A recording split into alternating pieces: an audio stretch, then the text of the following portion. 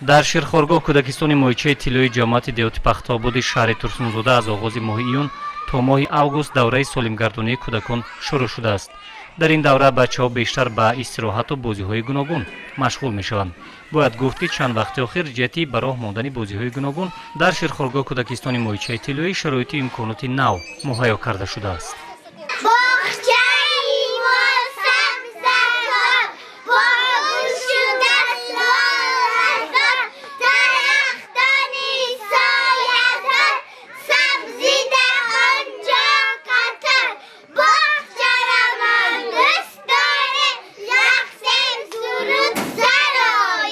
پشوای ما قدردان مثل پدر مهربان آرا همه میداند امام علی رحمان.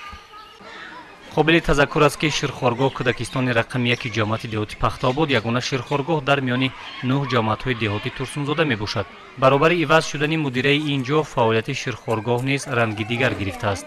мудираи ширхоргоҳ фирӯза собирова ки ба наздикӣ ба ин вазифа таъин шуд, корро аввал аз тозагиву ободонӣ оғоз кардааст. таи 2 моҳи охир дар гирду атрофи боғча гулу бутаҳои ороишӣ шинонида шудааст. дар ин баробар ҷиҳати ба роҳ мондани ҳашару шанбегиҳо низ тадбирҳо андешида мешавад.